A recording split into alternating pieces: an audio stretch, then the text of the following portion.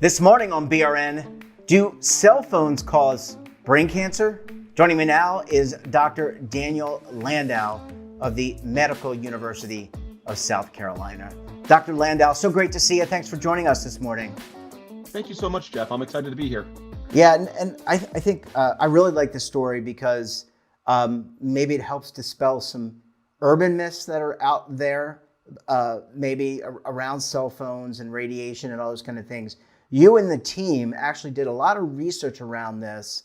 What can you tell us based on your research about cell phones and the whether or not the radiation from them actually can contribute to cancer, brain cancers?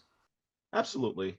So I think one of the important messages here is that there are multiple forms of radiation, and not all forms carry a risk of increasing the risk of cancer or other health-related conditions. Mostly when we're talking about radiation and the risks associated with them, we're referring to what's called ionizing radiation.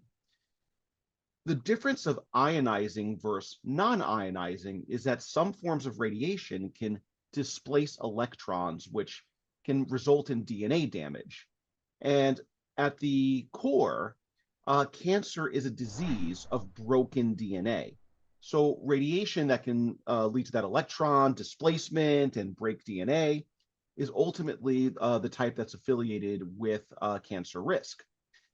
Non-ionizing radiation does not carry that same risk.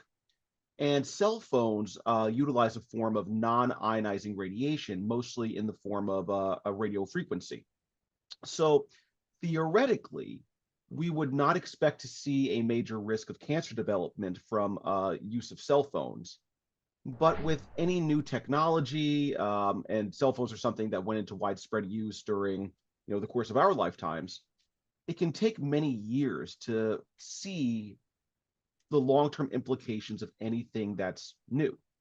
So a lot of what we looked at here was looking back at, are we seeing higher rates of certain cancers, mostly brain tumors, because that's where a lot of people hold their phone.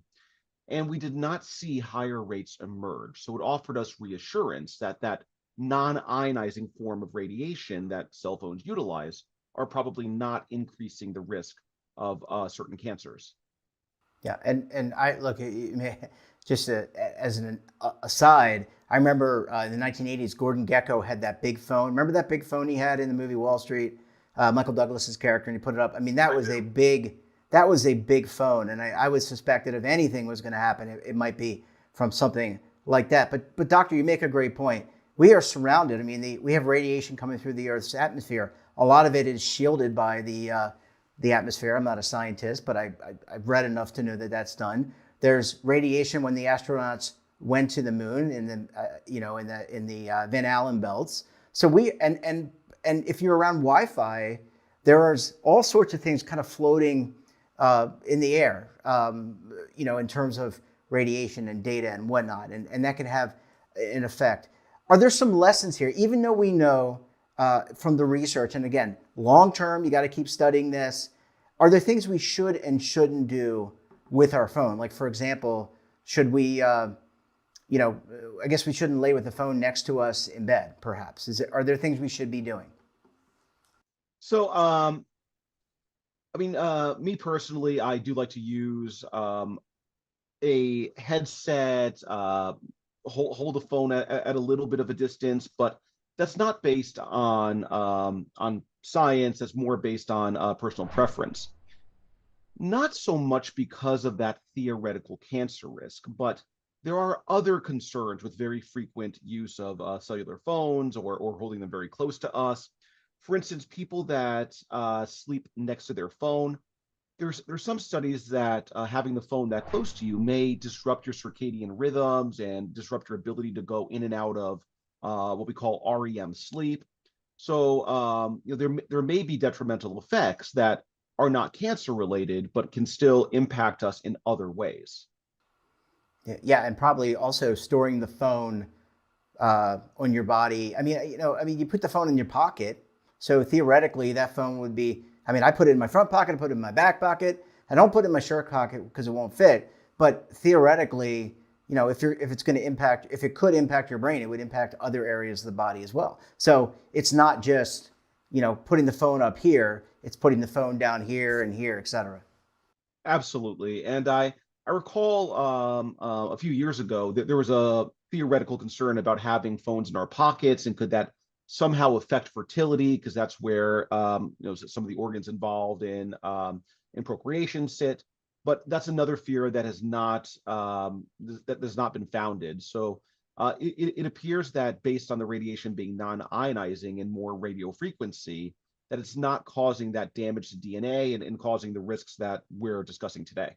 Yeah, and I have to believe that if the manufacturers of these phones, whether it's Apple or Google or whoever makes the phone, Android, whatever, why would they have to be aware of these things, because they would be at some level, I'm not an attorney, neither are you, but they would be at risk for not having a product that was detrimental. I mean, the industry is littered with examples where products have been created, not related to cell phones, that have had negative effects on the human body, and therefore those manufacturers have gotten sued and perhaps even sued out of business. So I have to think that studies like yours informs I'm not taking their side. I think it informs manufacturers into the risk, and they want to make sure that whatever they create doesn't do harm, because it's going to blow back on them in many ways.